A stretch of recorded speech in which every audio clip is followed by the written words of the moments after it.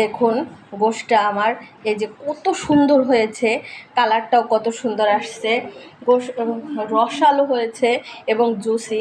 আপনি যদি রসালো এবং জুসি এইভাবে গরুর গোশ রান্না করতে চান তাহলে আমার পুরো ভিডিওটা দেখুন আর আমার চ্যানেলে পাশে থাকবেন সাবস্ক্রাইব করে।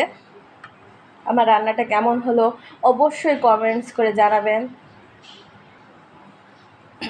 অবশ্যই আমার রান্নাটা দেখবেন আর দেখুন কত সুন্দর একটা কালার হয়েছে। আপনারা এভাবে 4 কেজি 5 কেজি যত কেজি মন চায় কষিয়ে রান্না করুন, কষিয়ে রান্না করলে অন্যরকম একটা টেস্ট। আমার ভিডিওটা দেখতে থাকুন। আসসালামু আলাইকুম। আজ আপনাদের দেখাবো এই যে গরুর মাংস রান্না। এইখানে আমি 4 কেজি গরুর গোশ নিয়েছি। গরুর গোশ রান্না করার জন্য আমার লাগবে পেঁয়াজ। এখানে আমি বড় 1 কাপ পেঁয়াজ নিয়েছি। পেঁয়াজগুলোকে গোল গোল করে কেটে নিয়েছি। লাগবে হচ্ছিল লবণ, লাগবে হচ্ছিল হলুদ, এটা আদা, আদাকে আমি বেটে নিয়েছি। এই যে এটা হচ্ছিল জিরা, জিরা পেস্ট পাটায় বেটে নিয়েছি। রসুন, দারচিনি, এলাচ, এটা শুকনো ঝালের গুঁড়া। আর লাগবে তেল। এখন আমি গোশ কীভাবে রান্না করতে হয় সেটা দেখাবো। একটা কড়াই দিয়েছি, এটাকে আমি গরম করে নিয়েছি। এখন দিয়ে দেব পেঁয়াজ, তেল দিয়ে দেব। আমি একটু বেশি করে, গরুর গোশ একটু বেশি করে তেল দিতে হয়। আমি 250 গ্রাম তেল দেব।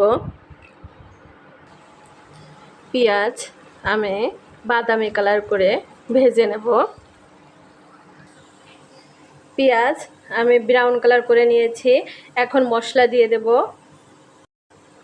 আমি জালটা কমিয়ে দিয়েছি, কমিয়ে দিয়ে এখন দিয়ে দেব হচ্ছে জিরা পেস্ট। আমি বড় এই চামচটার বড় 1 চামচ জিরা পেস্ট দিয়েছি। এখন দেব হলো আদা পেস্ট। আদা পেস্ট দেব 2 চামচ।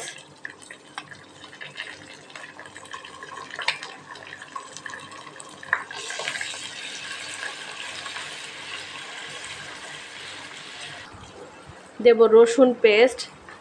রসুন পেস্ট বেশি করে, গরুর মাংস, খাসির মাংস, যে কোনো জিনিসে রসুন বেশি করে দিলে অনেক টেস্টি হয়। আমি এই চামচে বড় বড় 2 চামচ রসুন পেস্ট দিয়েছি। দেব হলুদ, 1 চামচ হলুদ। এই চামচের 1.5 চামচ, 1 চামচ আর অর্ধেক দেব শুকনো ঝালের গুঁড়া। সব কিছু দিয়ে মশলাটাকে আমি 2 মিনিট কষিয়ে নেব। দিয়ে দেব কয়েক টুকরা দারচিনি। আমার মশলাটা কষানো হয়ে গিয়েছে। এখন দিয়ে দেব গরুর মাংস। গরুর মাংসগুলা আমি ধুয়ে পানি ঝরিয়ে নিয়েছি। পানি না দিয়েই এই মাংসটাকে কমছে কম 30 মিনিট আমি কষিয়ে নেব। কষিয়ে নিলে কী হবে, গোশের এই মাংসর ভিতর দিয়ে সমস্ত মশলাগুলো ঢুকে যাবে, তাহলে খেতে অনেক টেস্টি হবে। দিয়ে দেব লবণ। এই চামচে বড় বড় 2 চামচ আমি লবণ দেব। এই মাংসটা এখন ঢেকে দিলেই পানি ছেড়ে দেবে। আমি ঢেকে দেব না, না ঢেকেই আমি কষিয়ে নেব 30 মিনিট ধরে। মাংস থেকে কত পানি ছেড়েছে যে আমি ঢেকে দিইনি। এখন আমি একটু ঢাকনা দিয়ে ঢেকে দেব।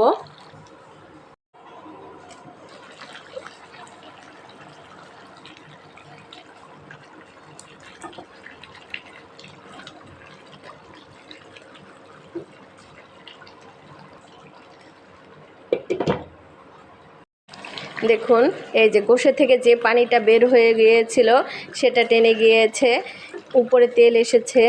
এখন আমি ভালো করে আরও 5 মিনিট কষিয়ে নেব, নাড়াচাড়া দিয়ে দিয়ে বেশি করে নাড়াচাড়া দিয়ে।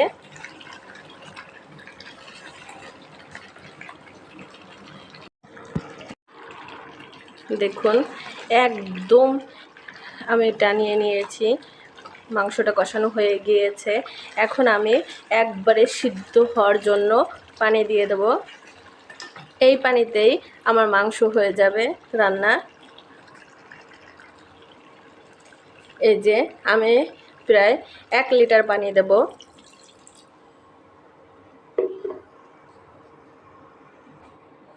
আমি এখন একটা ঢাকনা দিয়ে ঢেকে দেব।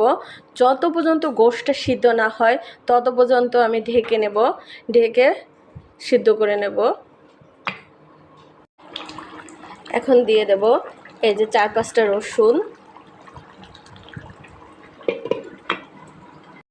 আমি অনেকগুলো জিরা আর এলাচ হালকা একটু ভেজে নিয়েছি, এগুলো আমি গুঁড়া করে নেব।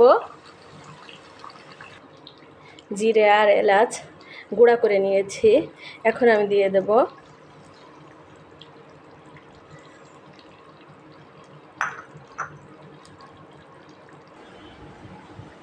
দেখুন আমার গোশটা হয়ে গিয়েছে, কত সুন্দর কালার হয়েছে।